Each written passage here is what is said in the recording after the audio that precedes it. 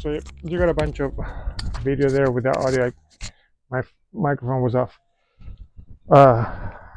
So then this one I was saying is um, I'm putting in this bigger planter because it's very sensitive to lacking or missing watering. So in here it's going to have more soil uh, for the roots to expand and access to that water.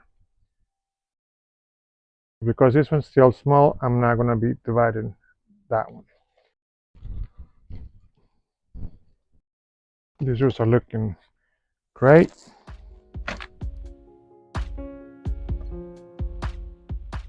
Here I get to do a little more of the cleaning uh, of these dead stalks and shafts.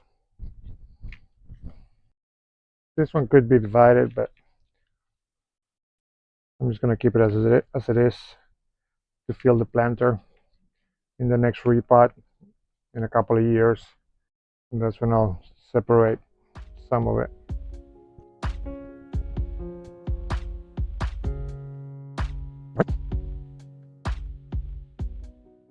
See, before in the previous setup, when I was having them on the other type of cell watering pots, I will add 2 weeks. So they'll get more access evenly throughout the whole system.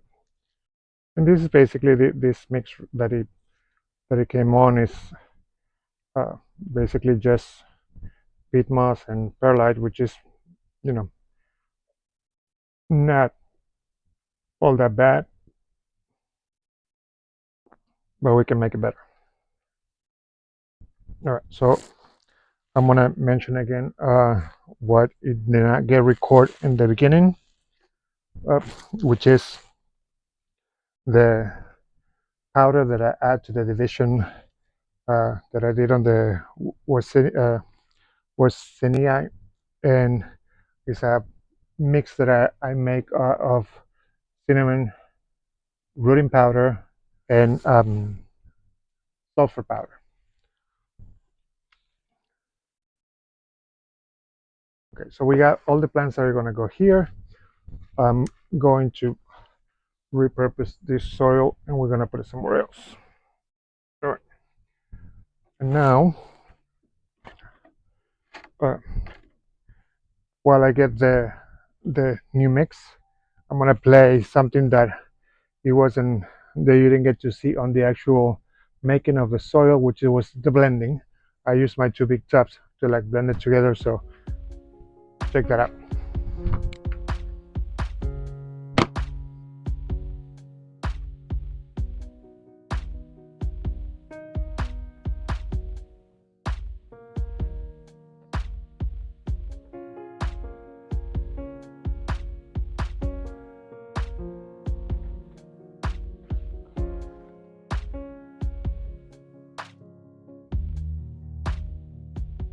Right, so here is the blend we made before.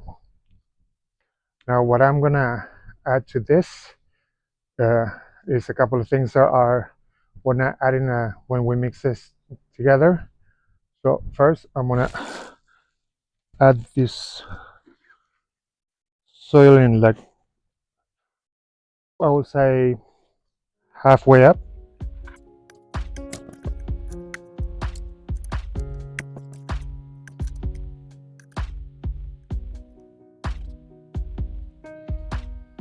So now to this we're gonna add a couple of things. If you see, because the highest that I can go, I mean I could block this, but like I don't need to. These holes right here is going to be the height, as high as I'm going to go with the soil. I can cover them later as well to not let water to spill when I'm watering them, but we'll see that in a little bit later. So we're not adding any slow release fertilizer of any kind, but we are going to add something that is actually beneficial, and as a fertilizer, which is earthworm casting.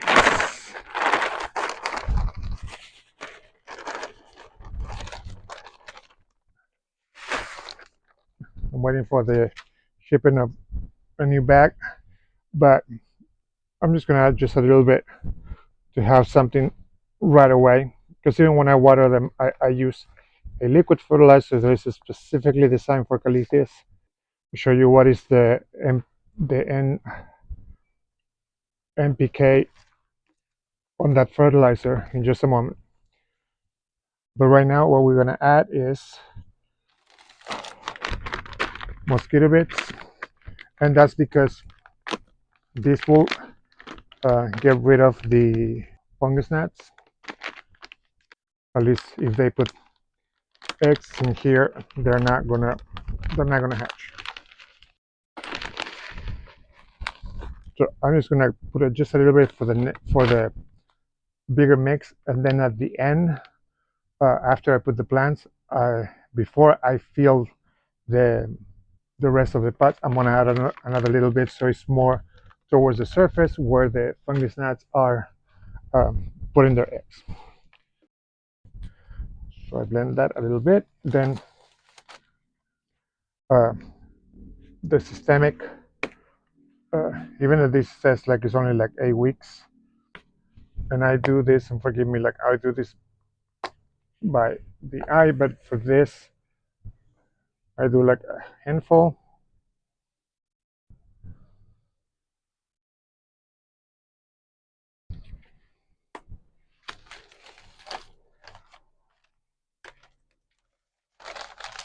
And the other thing is going to be the uh, inoculation with mycorrhizate.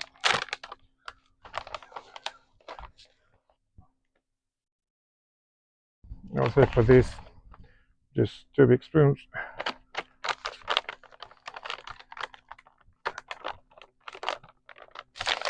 And last but not least, and this is me, I mean, these are like extra things that, uh, in my opinion, it makes the soil more than ideal for these plants to grow. And the last but not least that I'm going to add right now is diatomaceous earth. I don't know how to pronounce that. Let me bring the bag. I thought I have it. I thought I had everything I needed, but there's always something that I forget. So diatomaceous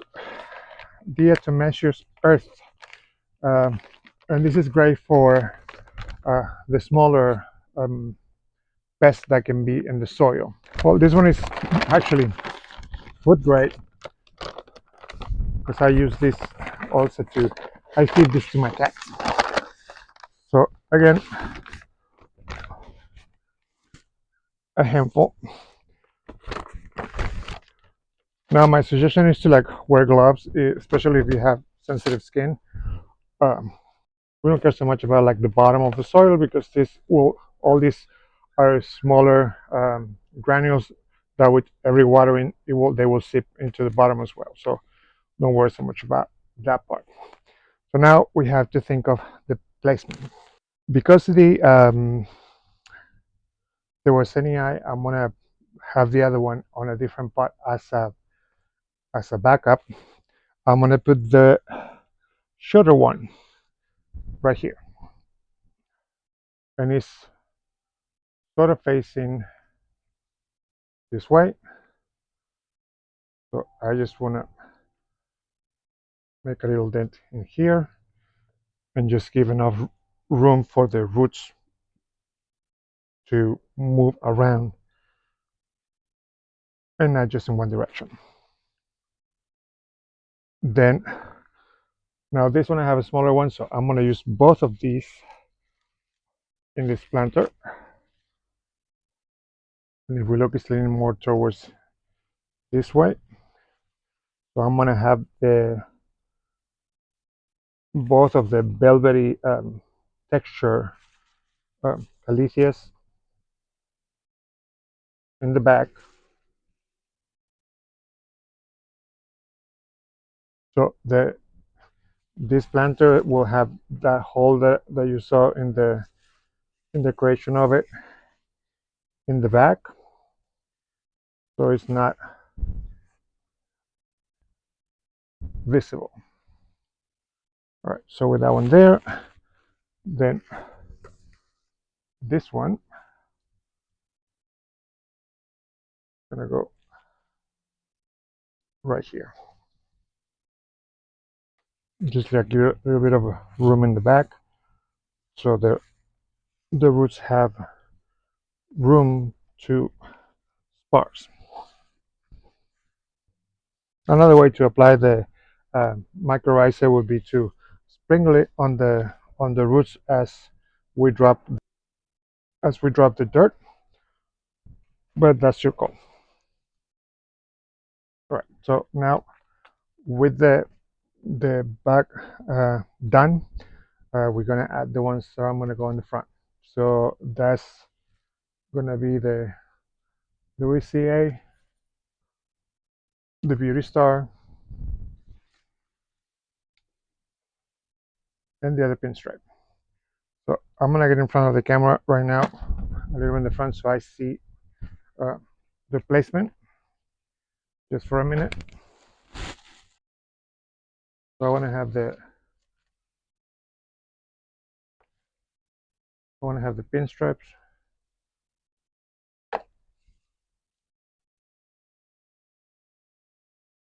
towards the back.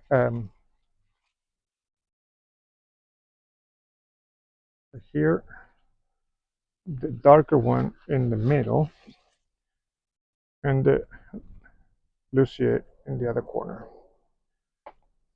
So that way the color is balanced. Okay, this is my uh, stylus option. Of course, you can do it any way that you like. The other thing is, like with these plants being together like this, basically like on top of each other, they will add extra humidity as well. Right, so now they are basically placed. I'm going to use my little helper here this one is easier to get in the middle.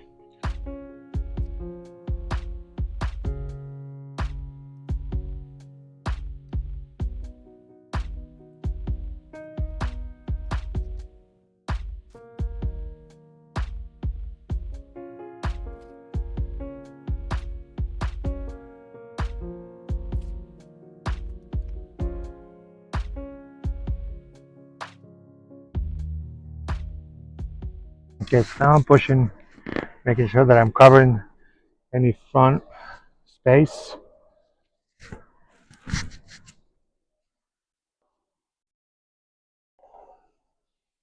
And the back space. So when that is fully covered, all I have to add is a little extra in the middle.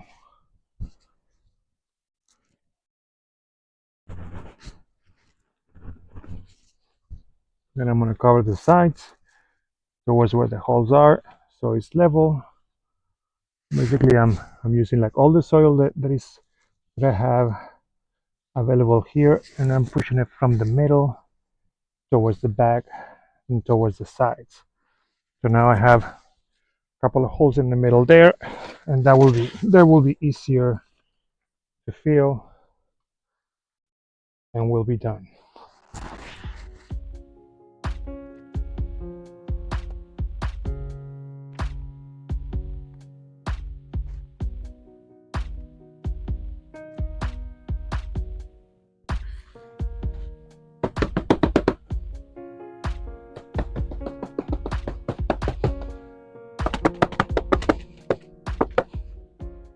Just a little tapping to get the soil all the way down.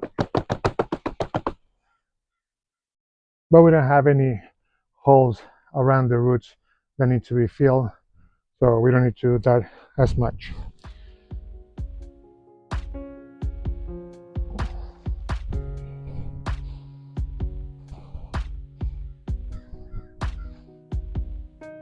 Make sure they're secure. And another thing that I didn't mention, I think in the previous episode when I did the leaf shine. Uh, it's also that the coconut oil provides uh, a little barrier between the the water and the leaves, so the salt of the tap water, if you don't use rainwater, if you don't use the still water, even if it's reverse osmosis, or even if it's filter water, there will be salts in them. Uh, the good thing of having the barrier with the coconut oil is that that will act as a deterrent as well for those salts to sit on the leaves. All right, so now this is it. This is done. So let's give it a good watering, and then we're gonna sit it on the container for the water.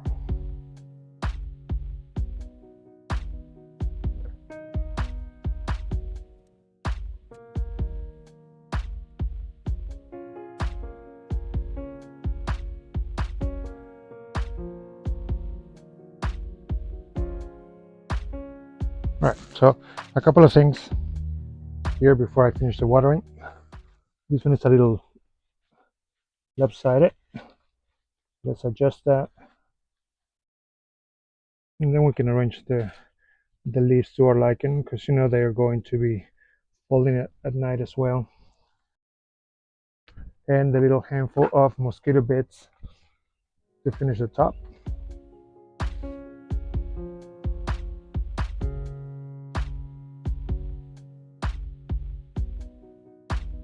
That I forgot to add, that I should have done at the beginning. I had them right here, and I forgot. Are the plugs with the wick? But let's put them on the table, and I'll add them on. And let me show you what is the MPK for the Calathea. Is 653, and this one has been working great. I still have some of it, friends. That is all that is for this repot.